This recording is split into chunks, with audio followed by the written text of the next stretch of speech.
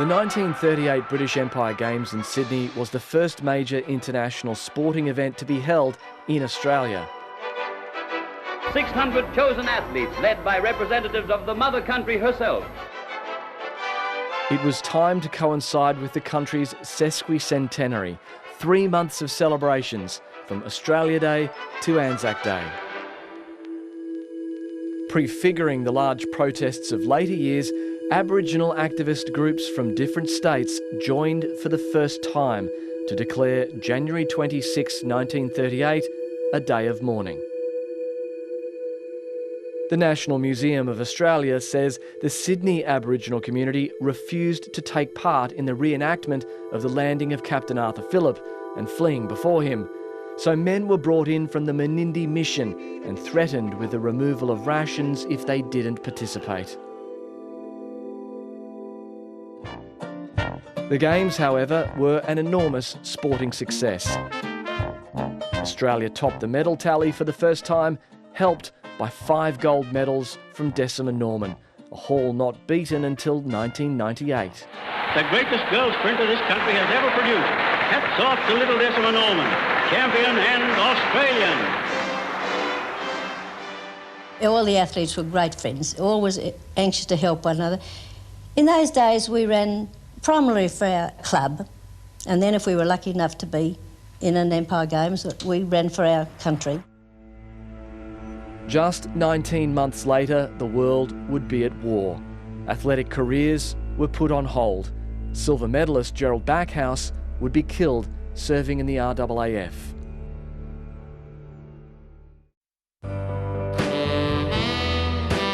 The 50s would not just bring the world back together, but deliver Australia its first Olympics, the first in the Southern Hemisphere, and Melbourne put on a sparkling show.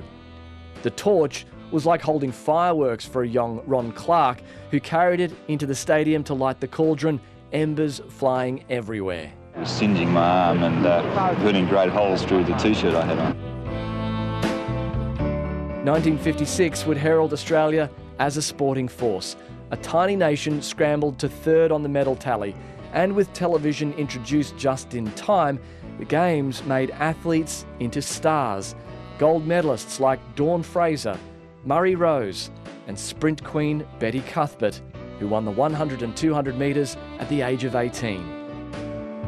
Then I didn't think it so great. Probably, it sounds funny because it seemed in a way easy. But now when I look back, I just think, gee, did I do that? Australia staged its second Commonwealth Games in the swinging 60s.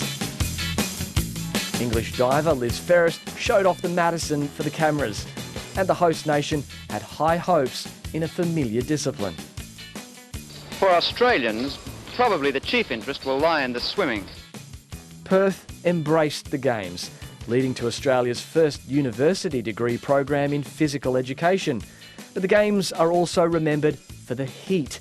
At the opening ceremony in late November, the temperature topped 40 degrees, and organisers would never hold an Australian Games so close to summer again.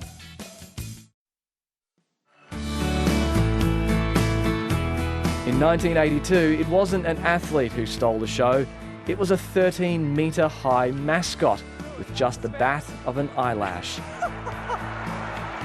Matilda also had a surprise in store for the 60,000-strong crowd, a troupe of little Joeys, who then bounced on trampolines. It's going to be a tough act to follow for Brisbane 2032, even with 50 years distance. Geraldine, I think they've slayed them. I think so. What do we want? What do we want?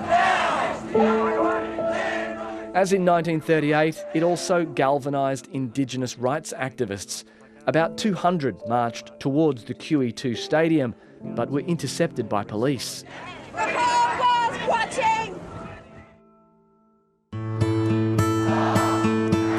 Many Brisbaneites don't consider the Com Games as their defining moment.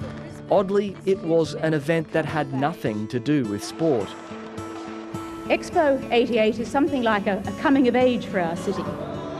It simply outlasted the sporting competitions, running for 6 months. And it introduced Queensland to the height of 80s technology, including a monorail specially built for the occasion. The tag of best ever only belonged, though, to one event. The winner is Sydney. The 2000 Olympics wowed the world, while also attempted to reconcile a painful history. Yothu Yindi's anthem Treaty was performed. Midnight Oil bore clothes saying sorry, and Kathy Freeman carried the Aboriginal flag after winning gold in the 400 metres.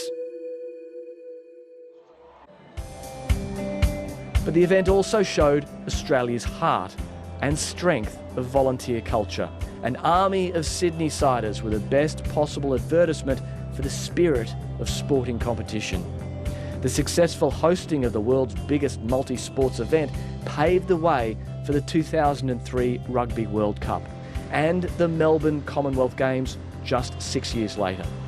For the first time, the baton was carried through every member country, on its way to the venues huddled around the city's famous Yarra River. It delivered the most lopsided result in history. Australia took home 84 gold medals, 48 more than second-placed England.